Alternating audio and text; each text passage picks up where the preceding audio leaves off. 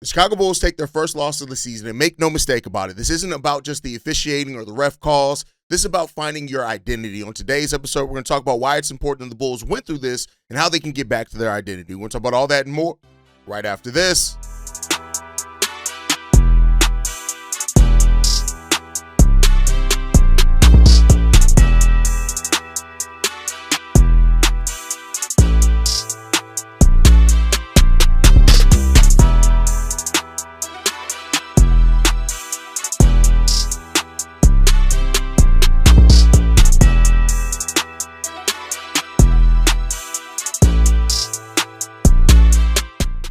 What's going on, Bulls fans? Welcome to another episode of Chicago Bulls Central, your number one spot for everything Chicago Bulls related. I'm your host here, Haize, and today we are going to break down the Bulls' first loss of the season, what it says about the team, and why Josh Giddey might just be having, we're not going to even say might, why he is having an all-star season and living up to every bit of what he said last year at the end of the season. But we're going to start off with the Chicago Bulls loss. So the Bulls suffer the first loss of the season. I think this is where we're going to start telling who this team really is, right? The Bulls lost to the Knicks, and a lot of people are going to make a lot about the officiating. And I want to be clear here. I'm not saying that it did not have an impact.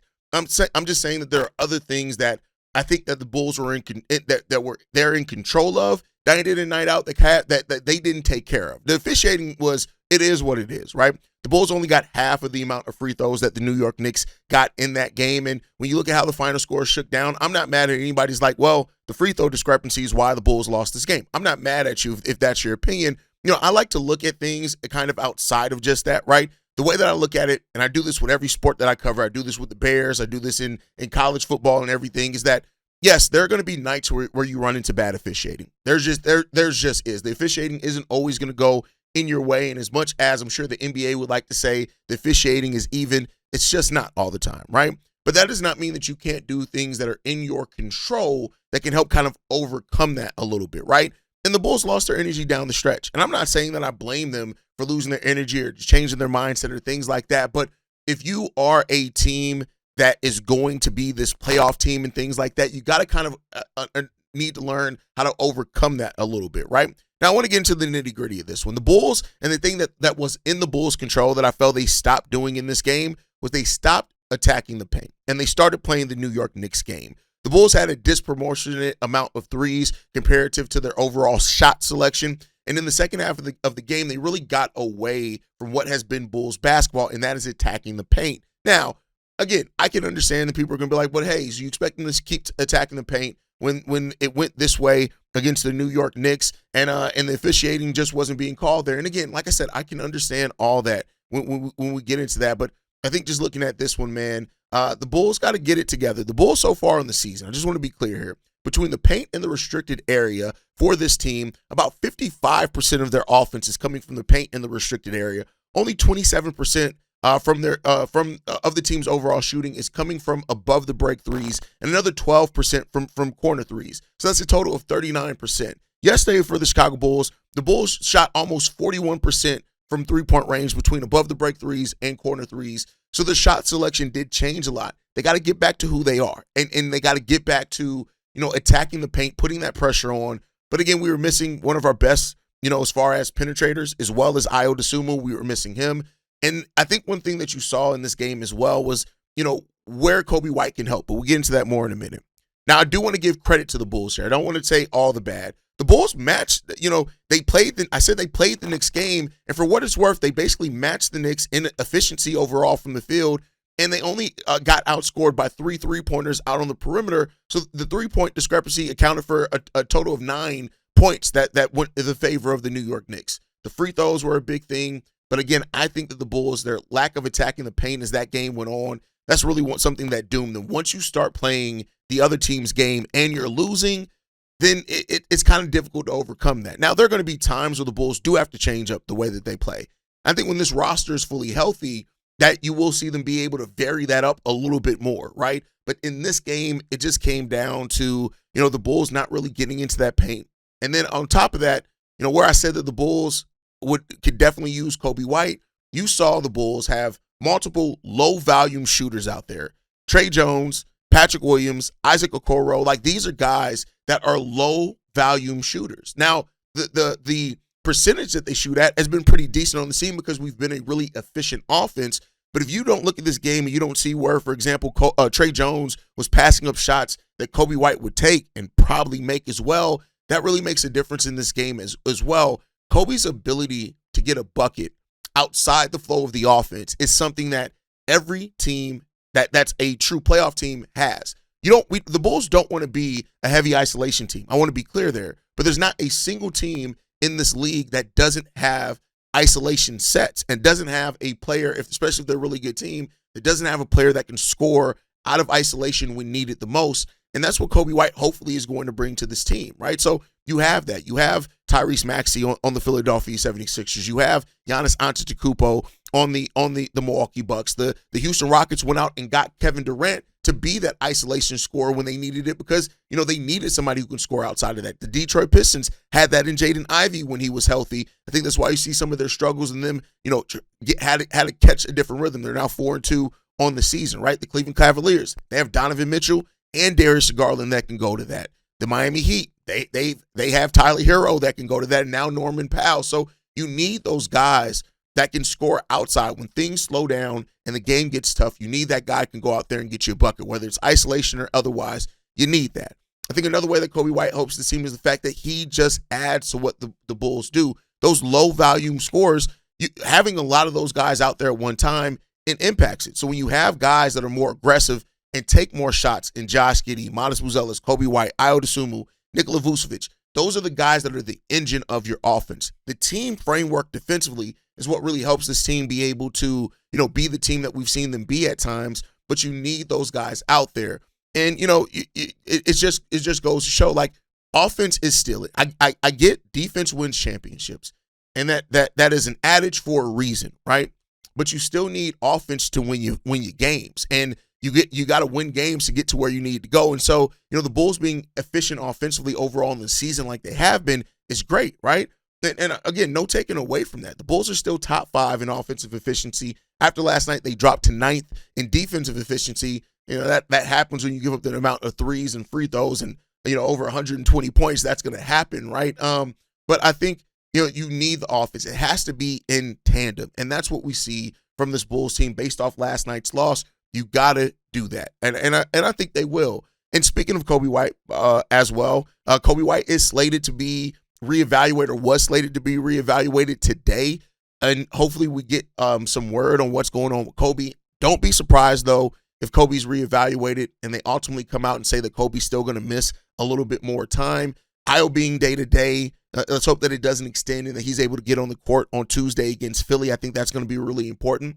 But this loss does not change how I feel about the team overall, because I still think you're still seeing a team that's doing this. I look at this loss and I say, I'm still confident in the Bulls being good and who this team is and how good they can be this season. I still feel confident that the Bulls can be that, right? You need to face adversity as the season goes on.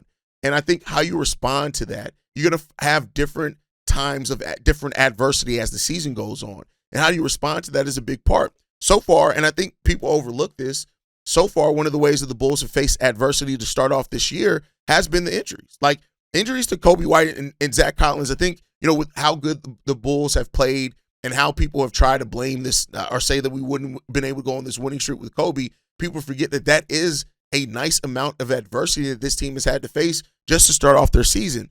Relying on Jalen Smith, a guy who was out of the rotation at the end of last year, to be your backup center where Zach Collins was so good in that role, that's adversity as well. So the Bulls have already dealt with some adversity. I don't want to act like they haven't, but adversity on the basketball court. Teams are going to start slowly trying to figure out what you're doing.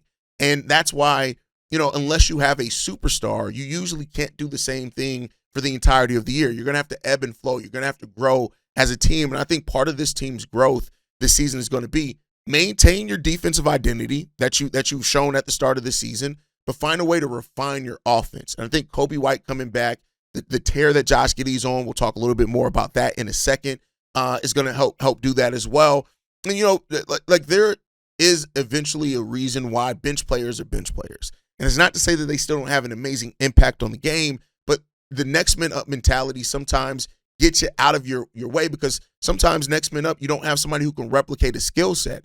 with Ayo Dosunmu's pressure on the defense, we've been able to overcome some of that absence of Coby White. And while Trey is an amazing passer and he's going to hit open shots, he's not the scorer that Coby White is either, right? So, as this team gets back healthy and gets back closer to that full version of health for this team, I still have a lot of confidence in it. This loss did not waver my confidence in this Bulls team at all. Like I said, adversity's coming. The tough times and trials are coming. I mean, for example, you look at the Spurs last night, they lost to the Suns. And so that just goes to show you that, like I say, any given day you can lose to a team. And they got beat 131-18. So, that's just the way the cookie crumbles in the NBA. You're not always going to front run. You're not always going to keep up the momentum. The Bulls, we're never going to keep an undefeated pace. That's never going to happen, right? That just never was going to happen.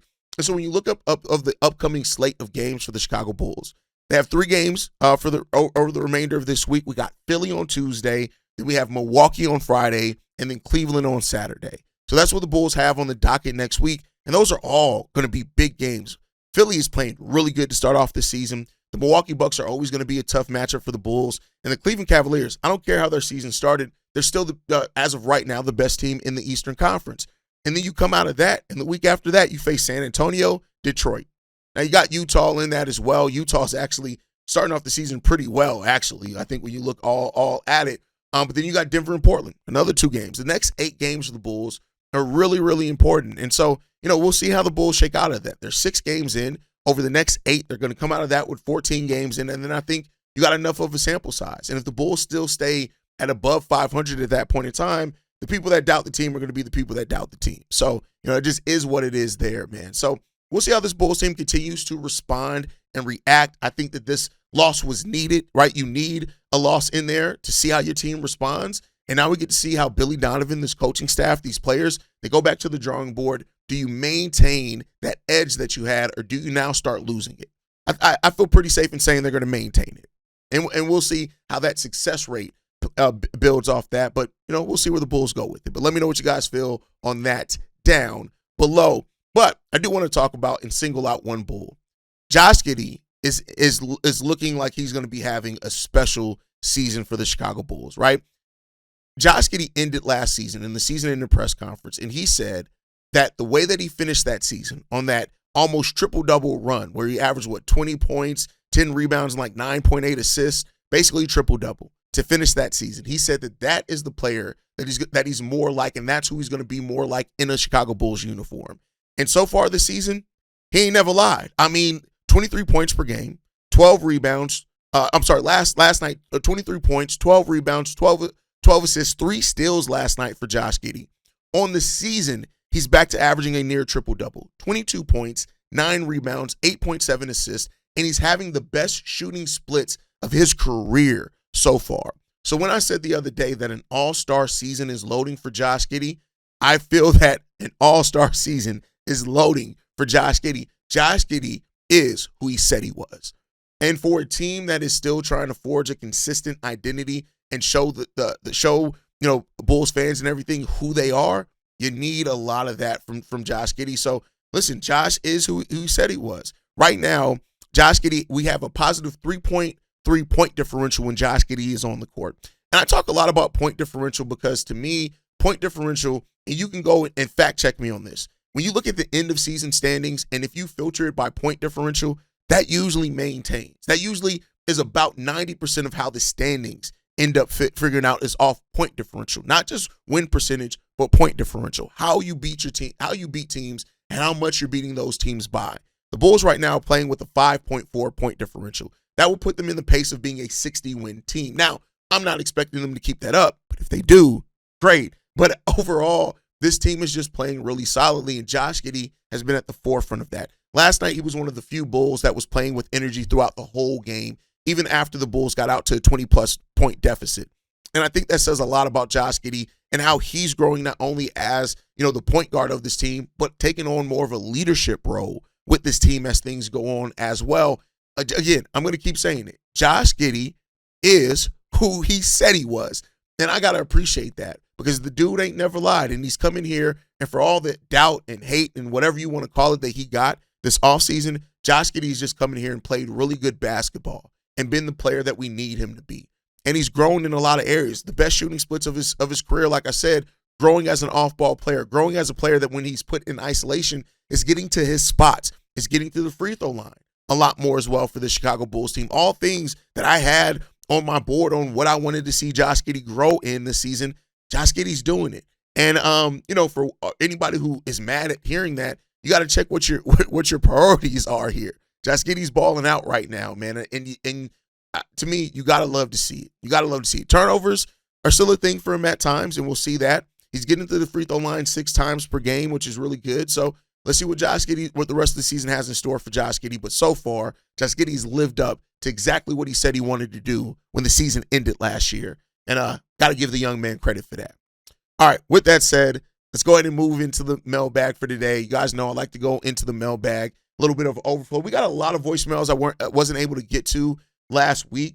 I'm going to listen to them and see if they're still topical. If they are, I'm going to sprinkle them in to tomorrow's episode. I may even do maybe a special episode tonight to get those out the way so they don't really date themselves. But this first one that we have, this one is from Todd. Yeah, what up, Haize? It's Todd. All right, so at this point, there is no loss to me. Hell, if we went 500 from this point, we'd still be 4 games above 500 at the end of the day. So this is about winning or learning for this team because they're so young. So what did we learn tonight with this L? We learned that this confirms the weakness of the team and why we need Coby White. On nights, when the strength in numbers, fast offense isn't working, when the energy isn't there, you need someone who's capable of getting you clutch buckets or taking the game over if need be. That's what Coby can provide, while being exactly the lead dynamic scorer we needed when we do have the fast-paced, high-energy game working. And we also see that IO is an absolute necessity. And both of them are 2 of our best players at getting to the freak line, which is huge. Yeah, we're good. They'll respond. All right, see Red. Winning or learning. I love what you said there, right? It's when it comes down to the Chicago Bulls and what they're showing here, you have to learn from your mistakes. You're still a very young team that has not won at a high level yet at all, right? And so a lot of your pieces have not been a part of that. Vooch has been a part of teams that have done that because he's a wily vet, and that's really good to have on your team. Isaac Okoro has been a part of that because he was a role player on that Cavs team, but a lot of our main pieces haven't really been a part of that a lot. And now we're getting to see them learn through that. So, right, you're either winning or you're learning. And the Chicago Bulls right now are in that stage where they are definitely learning. And now you got to learn from this and see what you're on. I think you're spot on as well as when what you say that Coby White provides to this team. I think you're really spot on because that's exactly what the Bulls are going to need from Coby White. And as Coby White ramps up eventually once he does get back on the basketball court, seeing how Coby adapts to this play style, this openness, allows others to create for him and creates for others. These are all things that we've seen him do before, but now with this team, with the off-ball movement that we have, Coby White's a really good off-ball mover as well. I think we're going to see a lot of how that benefits the Bulls, and it's going to be evident very early on, and that's going to help the Bulls win some of these tighter games, I think. So spot on voicemail there, Todd. I always appreciate you for calling in and supporting the channel, brother. Let's get into this last one, man. This one's from Josh. Yo, this Josh out in AZ. What's up, Haize? What's up, Chicago Bulls Central? I'm loving this 5-0 start, man. You feel me? It feels good to be a Bulls fan right now. I'm hoping everybody else could say the same. First off, I want to start this call off with just a hot take that, you feel me? I'm going to say it now before we say it in the future and people call bandwagon and all that. I think the Bulls are going to win 50-plus games this year. I'm going to stand on that. But, yeah, that's just my hot take. All right, moving past that. The game that seems like it's the most important of the season and the direction that the Bulls, the media on the Bulls will take them, this team this year. I think the most important game right now is going to be that, I think it's the 10th game versus the Spurs. The way Wemby's playing right now, MVP candidate, going nuts. Their whole team is gelling right. It's just looking like they pack a punch. No cap. They're going to be I feel like the top 4 seed in the West, and great team moving on forward. I do think the Bulls can be on a similar type of level if we keep playing right and our players develop. Josh Giddey going crazy, you feel me? If he goes even crazier, if he can hit a higher point, shit. But yeah, so I think taking down the Spurs, if we do that, I believe we can, we'll be solidified. Like the NBA media will say the Bulls are a good team. This is real. And, we're going to be a playoff team. Okay. But yeah, that's my thoughts. And, tell me what you think. Have a good one. Easy. Winning 50-plus games. Listen, my brother, if the Bulls win 50-plus games, I fear that my excitement may be uncontrollable. And don't give me hope. No, I'm just playing. I mean, we'll see, man. I hope that you're right, and I hope that's the way that this goes for this team, and I hope that that's the direction that this team is heading in.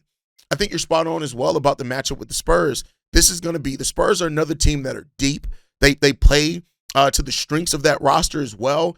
They got the unicorn in Wemby and how he's been playing to start off this year, but then you look at what happened with them like last night, right? So, like, any team is susceptible to lose, and I think that matchup against the Spurs is going to be a fun matchup. I don't know if it's really going to turn the tide alone with how the Bulls are talked about in the national media, and to be honest with you, I don't know if I give a shit if it changes the tide of how the Bulls are talked about in the national media. I just care about my team winning, playing, and what we see. If the national media doesn't see it, let them be sleep on it. But us Bulls fans that watch this team day in and day out, people who are hoopers and watch this team day in and day out, they'll see it, right? And so, whether it's the Spurs, whether it's the Cavs matchup, whether it's the Milwaukee matchup, whatever matchup you guys have circled on your calendar that is like, this is the one that's going to tell me something about this team, you all have your valid reasons for that. In every game, I think in a lot of ways for this team, at least, until we get to 25, 30 games on the season, is an important game to tell us who this team is this season. So, we'll see how those things are going to shake out for this team overall. And let's see this team get back to playing to their strengths. But all right, that is my time for today, guys. You guys know I appreciate you guys so much. Every team is going to get tested. It's not about how you lose. It's about how you respond to those losses. And I still have a lot of confidence in this team. But that's it for today's episode, man. Make sure you guys are following the show at Bulls Central Pod. And remember, whether it's winning or learning, the Bulls are still on the rise. And like I like to say, anything, stay safe, see red, and always go Bulls. Love you guys. Go Bulls, y'all. Peace. This has been a presentation of the Break Media.